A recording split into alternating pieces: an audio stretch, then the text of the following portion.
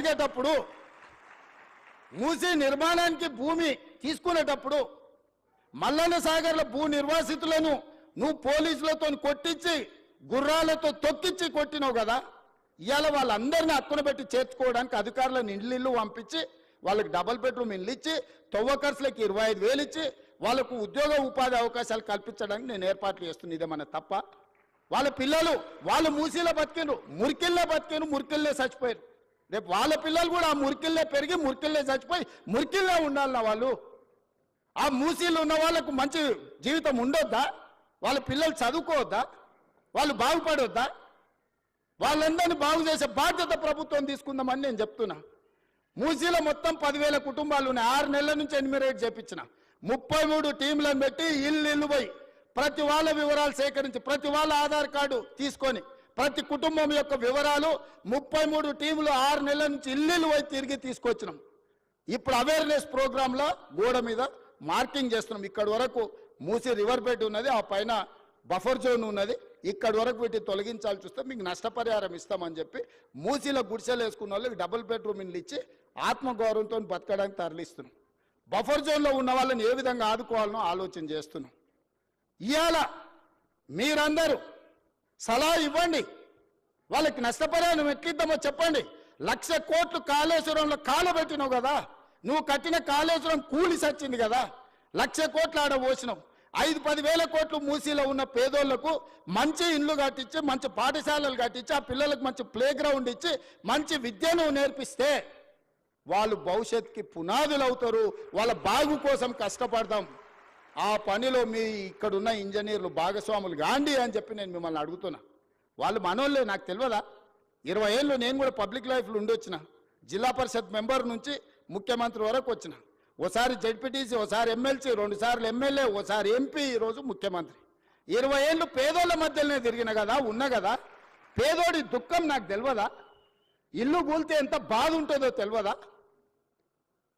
వాళ్ళందరినీ ఎట్లా ఆదుకుందామో చెప్పండి, నష్టపరిహారం ఎట్లిద్దామో చెప్పండి. నువ్వు 7 లక్షల కోట్లు అప్పు చేసినావు, వాళ్ళ కోసం ఇంకో 10,000 కోట్లు ఎట్లయినా చేసి తీసుకొచ్చి వాళ్ళకి ఇద్దాం. మీరు మింగింది ఆపితే చాలు వాళ్ళకి ఇవ్వడానికి. ఏందుంది అందులో? 1000 ఎకరాల ఫామ్ హౌస్ ఉంది, 2 కోట్లు 3 కోట్లు ఎకరం ఉంది. అలా 2-3 వేల కోట్లు నువ్వు పండుకునే కానీ ఉంది కదా కేసీఆర్. నీ పార్టీ ఆఫీస్ ఖాతాలో 1,500 కోట్లు ఉన్నాయి. నువ్వు పార్టీ పెట్టినా 15 రూపాయలు లేవు నీ దగ్గర. 1,500 కోట్లు నీ ఖాతాలకు పైసలు వచ్చినాయి. ఎట్లా వచ్చినాయి? ఈ పేదోళ్ళ త్యాగం కాదా? వాళ్ళ ప్రభుత్వం నుంచి, ప్రభుత్వ ఖజానా నుంచి అవసరమైతే ఒక 10,000 కోట్లు ఖర్చు అయినా వాళ్ళని ఒక మంచి అపార్ట్మెంట్స్ కట్టించి గవర్నమెంట్ ల్యాండ్లో వాళ్ళకి మంచి ఒక కాలనీ కట్టించి వాళ్ళందరినీ అక్కడికి తరలించి అక్కడ ఒక హాస్పిటల్, ఒక పాఠశాల, ఒక ఐటీఐ, ఒక జూనియర్ కాలేజు, అవసరమైతే ఒక ఇంజనీరింగ్ కాలేజ్ కట్టించి వాళ్ళకు ఒక మంచి భవిష్యత్తు ఇద్దాం. సలహా ఇవ్వండి. చదువుకోలేదా? అమెరికాలో పోయి చదువు వచ్చినట్టు సన్నాసి ఆ పిల్లలు చదువుకోనికే దారి చూపించే తెలియదా?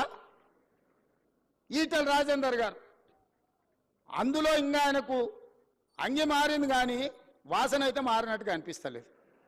నాకు కొంచెం గౌరవం ఉండే, ఎందుకంటే ఇట్లాంటి దాంట్లో కొంచెం కలిసి వస్తాడేమని.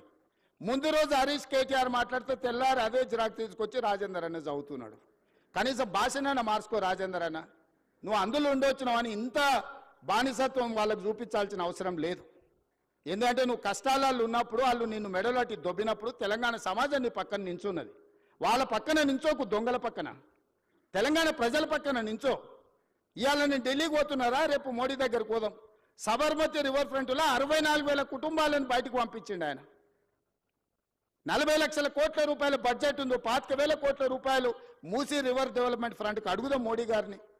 ఎందుకేడు మోడీ గారు మనకు? మనం పన్ను కడతలేమా? సికింద్రాబాద్ నువ్వే గెలుస్తువి, చేవెళ్ళ నువ్వే గెలుస్తువి, మల్కాజ్గిరి నువ్వే గెలుస్తువి, మెదక్ నువ్వే గెలుస్తువి, అన్ని మీరే గెలుస్తారు. మరి మీకు బాధ్యత లేదా? 10,000, 20, 25,000 కోట్లు మోడీ దగ్గర ఇప్పించడానికే. నేను ఎందుకు చెప్తున్నంటే బాధ్యత రహితంగా కొంతమంది ఏం చేసినా తప్పు పట్టాలి, కాళ్ళలో కట్టెబెట్టాలి. ఒక్కటే కార్యక్రమం, మేము ఇన్ని రోజులు దోసుకున్నాం, వీడి పైసలు పెట్టి పనిచేస్తే తెలంగాణ బాగుపడితే వాళ్ళ దోపిడీ కొట్టొచ్చినట్టు కళ్ళకు కనిపిస్తుంది.